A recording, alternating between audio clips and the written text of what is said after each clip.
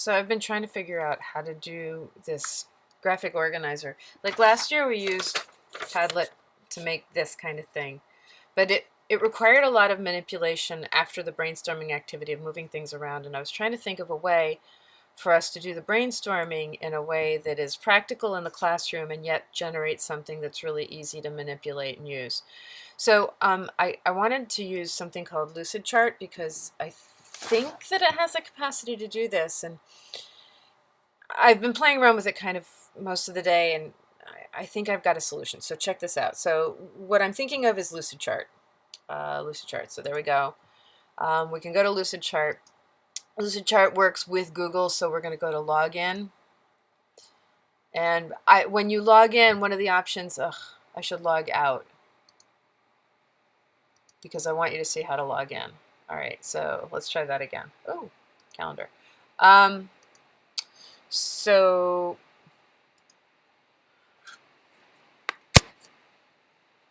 all right, folks. I wanted to do the brainstorming activity in a way that's both brainstorming and also provides the potential for organization. So I've been kind of playing around with something called Lucidchart, trying to think how we could use Lucidchart in a way that works for everybody, because I don't want to overwhelm people with technology, but I also would like to use a tool that can help us organize so that we don't have to manually do it later. And I think I have a solution. So Lucidchart is this, and you would go to log in, and when you go to log in, you'll see this little Google down here. You want to use that. So click on with Google. So rather than set it up, I've got a bunch of documents going here. We want to set up a new document, and we're going to choose vertical organizational chart. And it's loading. It's taking a minute. So you'll see that you have this crazy template with all this weird stuff in it. Just grab all of that and delete it. Okay, now we have a blank empty chart, but what we do have down here is something that says import data, and that's what we want to use. So in class, what you're going to use is this template to do your brainstorming. These rows will stay exactly the same. What you're going to do for your brainstorming is you're going to say, oh, corruption was a problem. You're going to put that in 2 rows, in 2 columns. Don't worry about why, it just is. And then you're going to write down in this field the examples of where corruption was a cause for collapse.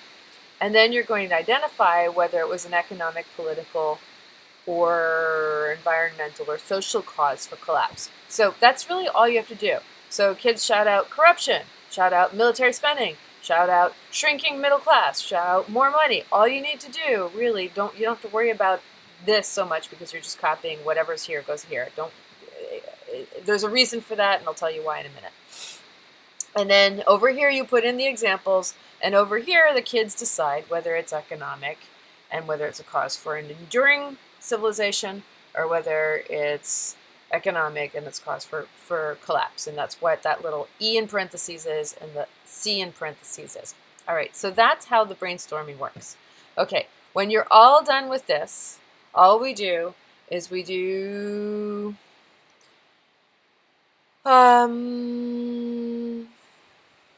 file save as, and this is an Excel spreadsheet. We have to save it as a CSV file, and I'm not sure, I'm going to check, I'm not sure you can do this in Google Apps. So you might have to do it actually in Excel.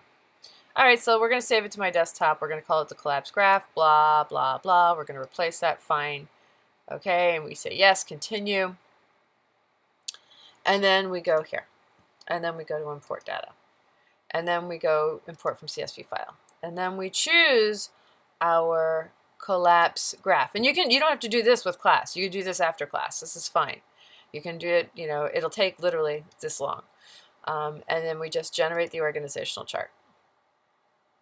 Okay, so it looks super messy, right? It's okay. We can fix that. Everything is highlighted right now.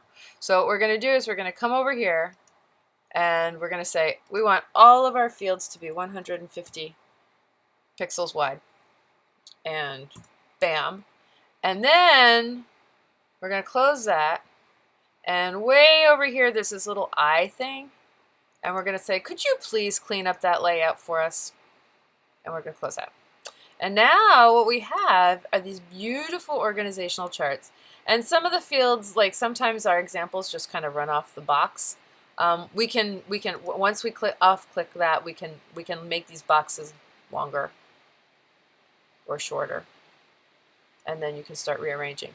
But I think that's a pretty good way to give a nice graphic organizer for causes for collapse with examples, causes for enduring societies with examples, in a way that is not going to disrupt the actual learning thinking process in class. You can do your brainstorming on the spreadsheet, and then you can just take that, and within a couple of seconds you have 2 gorgeous charts that you can share with the students, and blah, blah, blah, blah. What do you think?